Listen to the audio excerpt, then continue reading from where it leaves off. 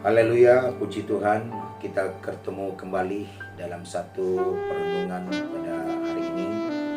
Dan oleh kemurahan Tuhan, oleh belas kasihan Tuhan, kita dipertemukan lagi untuk kita kembali belajar firman Tuhan. Kita sekarang masuk di dalam Mazmur pasal 23. Dalam Mazmur pasal 23 ini ada 6 ayat. Karena hanya 6 ayat, jadi saya bacakan dengan judul di sana, Tuhan Gembalaku yang baik, Mazmur Daud. Tuhan adalah gembalaku, takkan kekurangan aku, yang memberingkan aku di padang yang berumput hijau, yang membimbing aku ke air yang tenang, yang menyegarkan jiwaku, yang menuntun aku di jalan yang benar oleh karena namanya. Sekalipun aku berjalan dalam lembah kekelaman, aku tidak takut bahaya, sebab Engkau besertaku.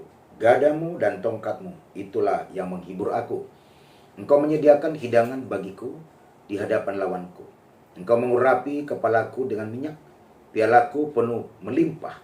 Kebajikan dan kemurahan belaka akan mengikuti aku seumur hidupku, dan aku akan diam dalam rumah Tuhan sepanjang masa. Puji Tuhan. Dalam Mazmur 23 ini, Bapak Ibu Saudara, kita akan melihat di sana bahwa intinya di sana adalah tentang gembala. Tuhanlah gembalaku. Nah, dalam pernyataan sebagai gembala, gembala itu ada dua pengertian dalam Alkitab. Satu adalah orang yang menggembalakan ternak, itu disebut gembala. Yang kedua, orang yang mengasuh dan membina manusia, yaitu yang bersifat ilahi, itu namanya gembala. Nah, seperti dalam bahasa Yunani dikatakan poiman, yang artinya gembala yang penuh perhatian, gembala yang baik mengenal domba-dombanya dan sebaliknya. Nah, itulah yang dikatakan gembala. Nah, kalau kita melihat di dalam Yohanes pasal 10, Bapak Ibu Saudara, Yohanes pasal 10, firman Allah berkata di sana ayat 14 sampai pada ayat 16. Yohanes pasal 10 ayat 14 sampai 16 berkata demikian. Akulah gembala yang baik, dan aku mengenal domba-dombaku, dan domba-dombaku mengenal aku, sama seperti Bapa mengenal aku, dan aku mengenal Bapa, dan aku memberikan nyawaku bagi domba-dombaku. Ada lagi padaku domba-domba lain yang bukan dari kandang ini. Domba-domba itu harus kutuntun juga, dan mereka akan mendengar suaraku, dan mereka akan menjadi satu kawanan dengan satu gembala. Ada satu gembala dan ada satu kumpulan kawanan. Jadi disebut itu domba. Nah, Alkitab katakan di sana gembala ya agung kita adalah Yesus dan kita domba-domba. Dan dikatakan sana kawanan ini harus mau tergembala satu gembala.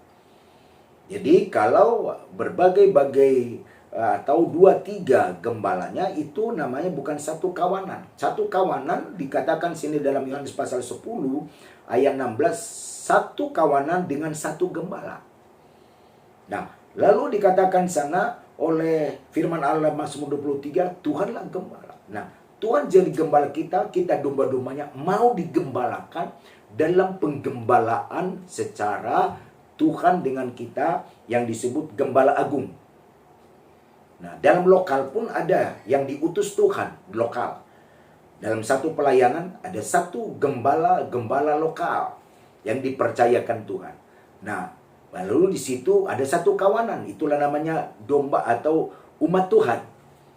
Nah, mereka satu kawanan dan satu gembala. Nah, itulah arti gembala. Nah, lalu kalau kita lihat di sana dalam perjanjian baru dikatakan dalam Ibrani pasal 13 ayat 20 sampai 21 berkata, maka Allah damai sejahtera yang oleh darah perjanjian yang kekal telah membawa kembali dari antara orang mati gembala agung segala domba, yaitu Tuhan Yesus kita.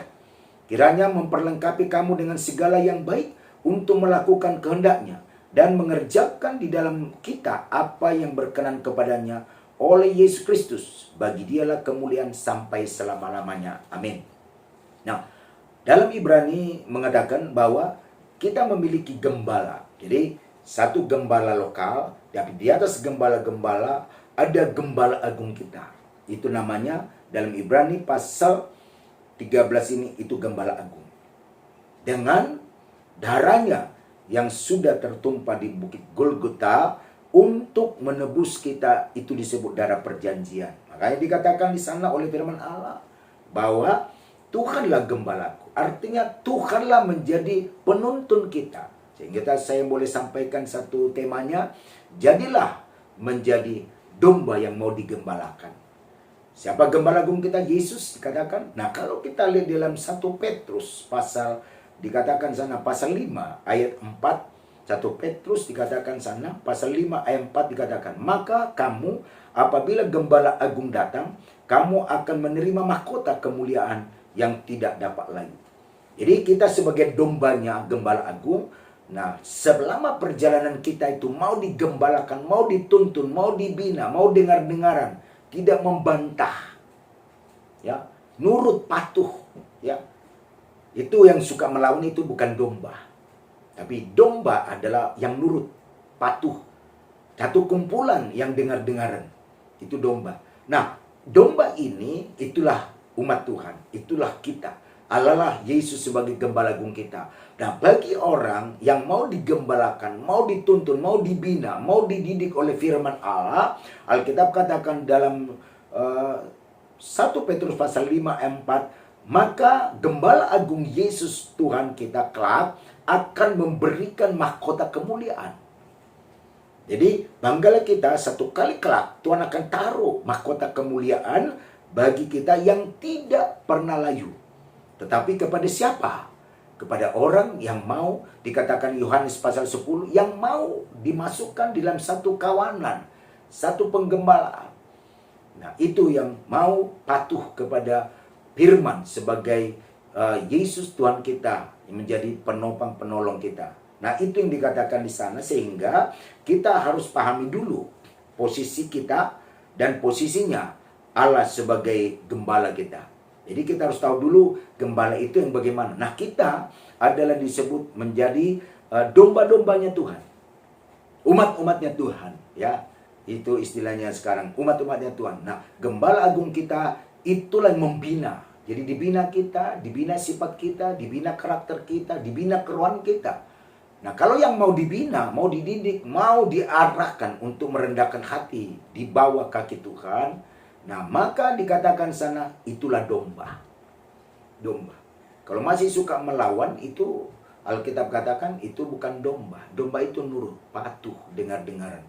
Nah, itu domba. Nah, domba itu, kata Alkitab di sana, dalam 1 Petrus tadi, akan diberikan, itu adalah mahkota kemuliaan. Nah, kalau kita lanjutkan di ayat 5, ya, itu lanjutannya tadi, 1 Petrus pasal 5, demikian jugalah kamu, hai orang-orang muda, tunduklah kepada orang tua. Dan dikatakan, dan kamu semua, jadi baik yang muda, baik yang tua. Nah, dikatakan, siapapun kita, rendahkanlah dirimu seorang terhadap yang lain. Jadi yang mau dapat mahkota kemuliaan ini dari gembala agung Yesus Kristus adalah orang yang mau memiliki roh penundukan, roh kerendahan hati, tidak ada keangkuhan. Nah, orang ini dikatakan rendahkanlah dirimu seorang terhadap yang lain. Karena dikatakan selanjutnya, Allah menentang orang yang congkak atau sombong, tetapi mengasihani orang rendah hati. Karena itu ayat 6, rendahkanlah dirimu di bawah tangan Tuhan yang kuat, supaya kamu ditinggikan pada waktunya. Jadi itulah yang dikatakan 1 Petrus pasal 5 ayat 4 ini, yang akan mendapat mahkota kemuliaan dari Tuhan Gembala Agung. Kalau kita ada roh penundukan, ada rendah hati, kecongkakan, kesombongan dibuang, rendahkan hati di bawah tangan Tuhan yang kuat. Nah, itulah posisi kita antara kita dengan Tuhan sebagai Gembala Agung. Nah, lalu berikutnya, sebagai kita yang punya gembala, apa diberikan? Kalau kita membuat Yesus sebagai Gembala Agung kita, maka kita akan menerima 5 poin. 5 poin di sana. Yaitu takkan kekurangan kita. Itu kita boleh baca di ayat berikutnya. Pertama, takkan kekurangan kita. kalau kita taruh Yesus sebagai gembala agung kita. Kedua, dibaringkan kita di rumput yang hijau. Selalu ada kemurahan Tuhan. Tidak dibuatnya kita berkekurangan. Ya, lalu dia bimbing kita. Dia bimbing, dikatakan sana, dia bimbing aku ke air yang tenang. Air berbicara firman yang membawa kesejukan, ketenangan. Dan juga 4, menyegarkan jiwa kita. Menyegarkan. Jadi jiwa kita yang perlu segar. Kalau jiwa kita galau, kalau jiwa kita gelisah, apapun kita kerjakan, maka semua mendatangkan satu kegelisahan. Nah, perlu jiwa kita. Yang membuat jiwa kita menjadi dari gelisah jadi tenang adalah karena gembala agung yang membawa kita mendapatkan jiwa yang tenang. Lalu yang 5, menuntun kita ke jalan-jalannya Tuhan. Yesus pernah berkata, akulah jalan kebenaran dan hidup. Tidak ada yang sampai kepada Bapa kalau tidak melalui Yesus Kristus. Jadi dia jalan itu. Nah, lalu selanjutnya dikatakan sana, sekalipun aku berjalan dalam lembah kekelaman, aku tidak bahaya. Nah, itulah pertolongan Tuhan. Adapun kita berjalan di dalam bahaya, kenapa? Kita tidak akan mengalami bahaya. Kenapa? Karena kita punya gembala agung. Yang pengertian tadi membina kita, memperhatikan, mengenal kita. Jadi jauh sebelum Tuhan mengenal kita. Itulah pengenalan Tuhan kepada kita. Lalu dikatakan selanjutnya, sebab engkau besertaku gadamu. Gada itu Bapak Ibu Saudara adalah tongkat pendek. Itu gada. Tongkat pendek menjadi senjata pertahanan. Melambangkan kekuatan, kuasa, wibawa Allah. Jadi gadamu artinya ada tongkat pendek yang dipakai untuk membuka jalan. Itu dipakai gada, membuka jalan. Jadi lambangnya adalah kekuatan, kuasa, dan wibawa Allah. Nah, itu Tuhan tarik. Maka dikatakan gadamu, tongkatmu, itulah menghibur kita. Menghibur kita apa? Gadanya Tuhan. Ada apa dengan gada? Gada itu adalah kekuatan. Itu pengertian rohani. Gada itu adalah dunamis, power, kuasa. Kalau Roh Kudus turun atas kamu, maka kamu akan memiliki kuasa. Sehingga kamu menjadi saksiku di mana-mana, dari keluarga sampai ke ujung bumi, kata Alkitab. Dan wibawa Allah turun atas kita. Itu gada. Tongkat. Nah, tongkat dikatakan gadamu tongkat menghibur. Tongkat itu tongkat ramping panjang, ya. Yang salah satu ujungnya melengkung, dipakai untuk mendekatkan domba dengan gembalanya, menuntun pada jalan yang benar untuk menyelamatkan dari kesulitan. Jadi perlu. Jadi kalau ada yang artinya domba sudah jauh, nah itu tongkat yang akan menarik, mendekatkan mereka supaya dekat kepada Tuhan. Kalau dekat dengan Tuhan, maka Alkitab katakan di situ ada ketenangan. Jadi gada dan tongkat itu, gada tongkat Allah artinya menjalin kasih dan bimbingan Allah dalam kehidupan kita. Maka dikatakan sini, gadamu dan tongkatmu itulah menghibur aku. Artinya menjalin kasih dan bimbingan Yesus Kristus dalam kehidupan kita. Nah, inilah menjadi perenungan kita pada saat ini, di mana kita mau dituntun, mau dibina oleh Gembala Agung kita Yesus Kristus, supaya kita tidak tersesat berjalan, tapi kita mau berjalan di jalannya Tuhan.